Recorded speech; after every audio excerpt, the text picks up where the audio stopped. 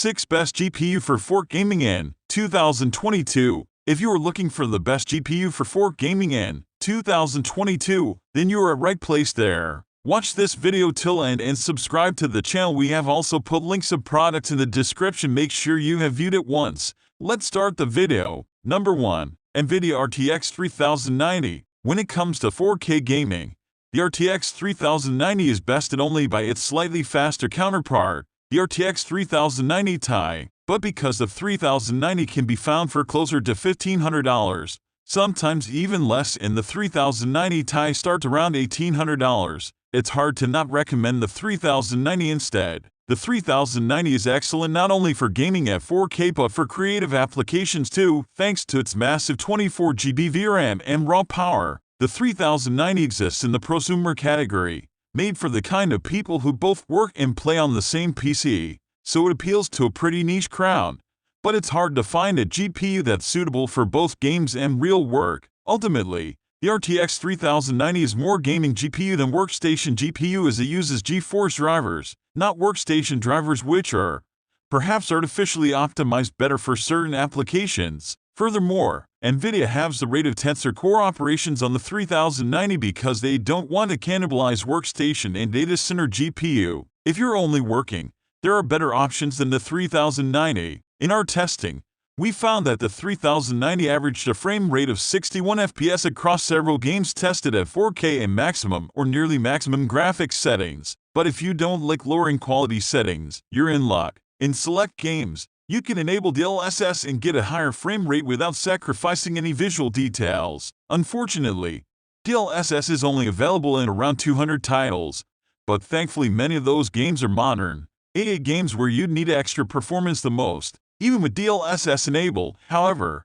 you might still want to lower a few settings if you're interested in 120 FPS or more. The 3090 is fast, but not quite fast enough for 4K with no compromises. Number 2. Nvidia RTX 3080 10GB. The RTX 3080 10GB is essentially an RTX 3090 with less VRAM and performance, as well as a lower price tag. The 3080 10GB starts at around $800 to $900, making it significantly cheaper than the 3090 for similar level of performance. Its lower amount of VRAM makes it less suitable for work, but the 3080 is a GPU focused on 4K gaming first and foremost. In heavier games like Red Dead Redemption 2 and Assassin's Creed Valhalla, the 3080 10GB just barely surpasses 60 FPS in 4K with max settings, which is a fine frame rate but not amazing. Just like with the 3090, however, you can enable DLSS for better performance in certain games, and turning down graphics settings is also an option. In older or less demanding games,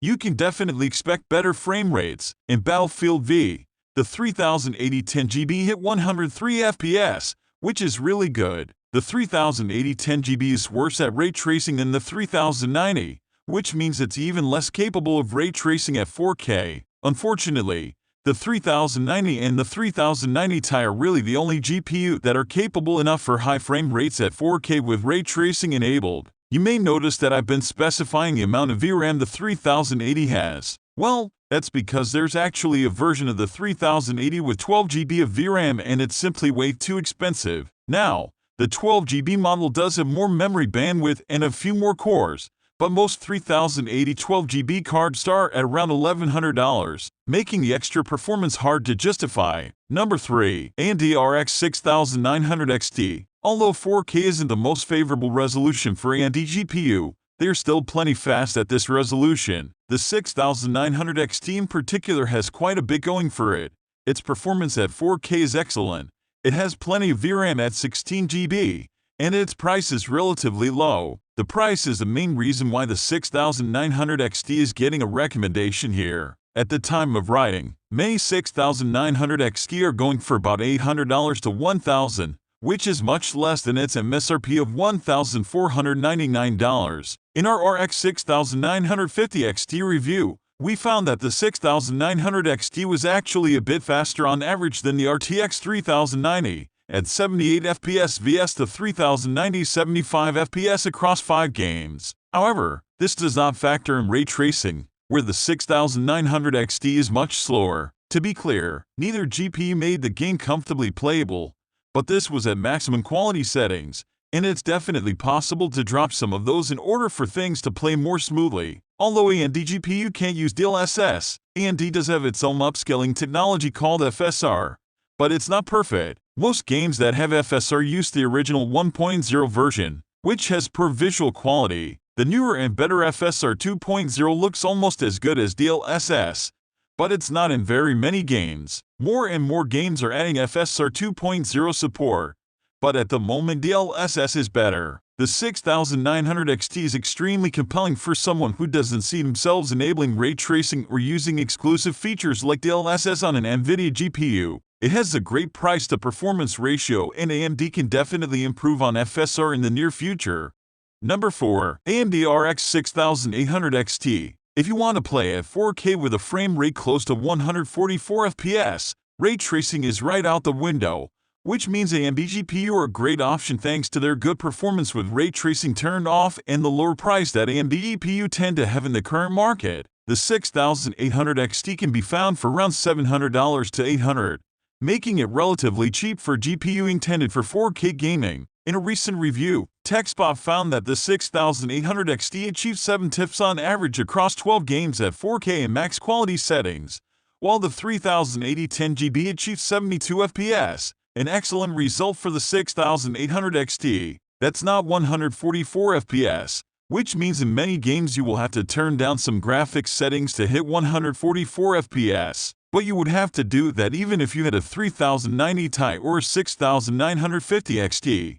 So the 6800 XT isn't alone in this regard. Just like with the 6900 XT, you can't use DLSS on the 6800 XT and you will have to rely on FSR where it's available. However, since the 6800 XT can be found for at least $100 less than the 3080 10GB, we feel like that's a good trade-off since FSR 2.0 seems to be taking off much quicker than DLSS did. Number 5. Nvidia RTX 3060 Ti. The cheapest GPU that could be used for enjoyable 4K gaming, video editing, and other work is the RTX 3060 Ti. A firmly mid-range GPU, the 3060 Ti has just enough performance for 4K applications without costing too much, as it can be found for around $500. The 3060 Ti, by virtue of being an Nvidia GPU, is quite flexible. AMD didn't lock down FSR and make it exclusively for AMD GPU. It also works on Nvidia GPU.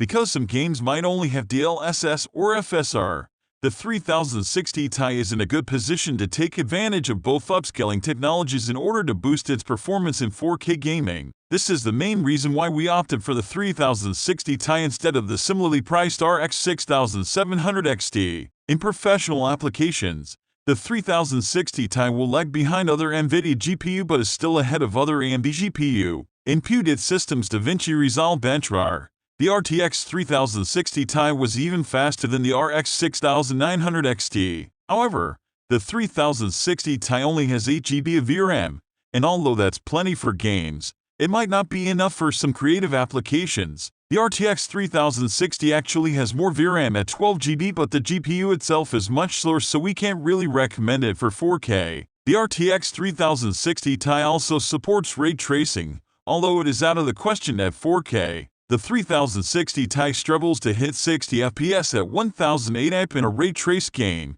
so 4K just isn't going to happen even with DLSS. Then again, it's a mid-range GPU for $500, so you can't expect too much from it. Number 6. Nvidia RTX A5000. The RTX A5000 by all metrics is the fastest workstation GPU money can buy. Generally, we'd recommend Nvidia for most users since the software ecosystem for professional applications usually relies on CUDA. The only problem with the A5000 is its price tag, which is usually over $2,000, but if you need to do real work, then it can be worth it. It's also worth noting that the A5000 is basically the RTX 3090 but with no artificial performance limitations thanks to optimized drivers and unlocked Tensor Core performance.